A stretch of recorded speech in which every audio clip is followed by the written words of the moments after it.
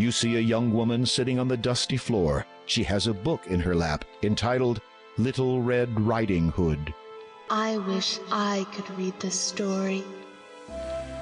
All the pretty words. Whatever do they say? The pictures look interesting, but what is this book about? I wish I could read this story. The book tells the story of a young girl who met a wolf in the forest. The young woman's head snaps up. Her black eyes drill into your own. You gasp as you realize you are looking at yet another vampire. Just how many has the count made tonight? The young woman's lips transform from hungry to, fortunately, pleasant recognition. So you are the guest of my grandfather's house. I was hoping I would meet you again. The woman is startlingly beautiful, but in an eerie, unnatural way. You find yourself unable to speak for a moment. She does look somewhat familiar, but from where? Oh, my handsome gentleman does not recognize me? Should I? You remember the basket, the soup?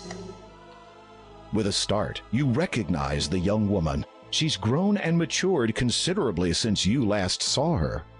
The little girl, Possum, has been transformed completely into this. She has traded her small ruby cloak for a dazzling satin robe of the same color. Are you unhappy with my appearance? No, it's just that you have me at a disadvantage. I do not know your real name. Anastasia. A beautiful name. Yes, 'twas one of the few things my parents left me before they died. They're probably buried somewhere on this island, as a matter of fact.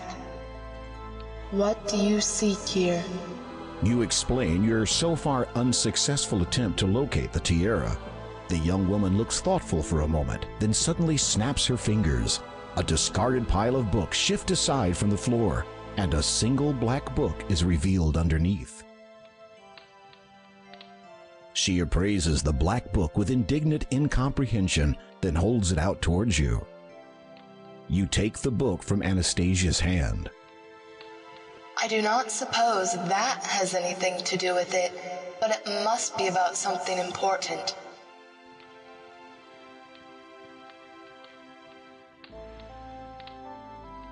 You open the book and are surprised to discover not pages, but a hollowed-out section in which sits a silver key. The key's handle resembles the shape of a sleeping child. There also appears to be something written on the back cover of the book.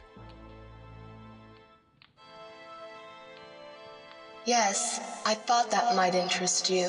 Fancy putting something like that in a book. Whoever heard of such a thing? You'd be surprised, actually. I once found a magic bowl in the middle of a forest. How odd. Not so odd as seeing leprechauns flee from a tiny plant.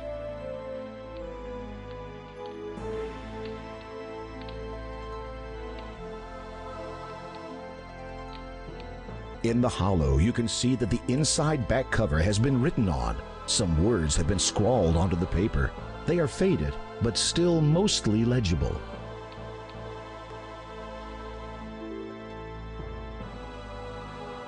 The writing scrawled on the back cover reads, "If treasure you seek, dear to my heart, tales of fiction is where you must start.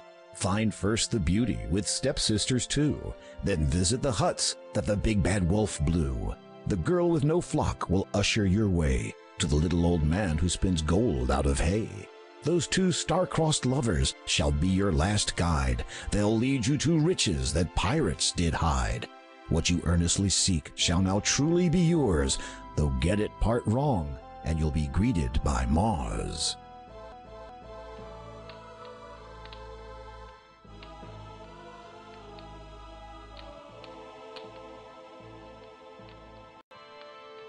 This would appear to be the classic fiction section.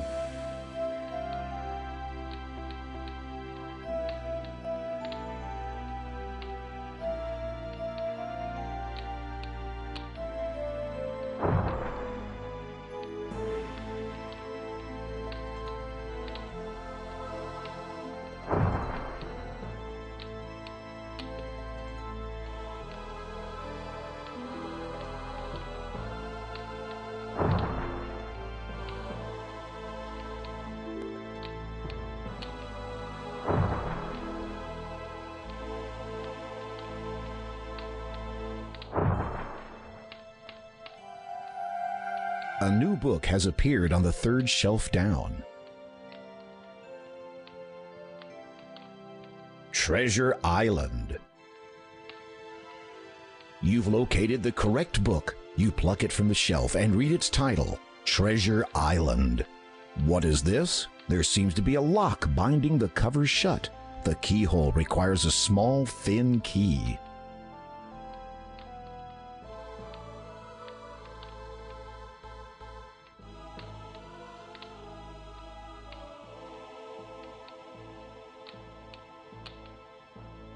The key fits perfectly into the lock. You turn it and hear a soft click. The book is now open. Skimming through the book, you find that a map has been sketched onto the last page. Close scrutiny reveals it is a top-down layout of the castle and its surrounding grounds. According to this, the tiara has been buried near one of the graves. You shudder, hoping that this is not going to be a case of digging all night while trying to avoid unearthed zombies. There is also a small piece of writing near the bottom. A date of fate can be found with a first, a second, and a double of nothing.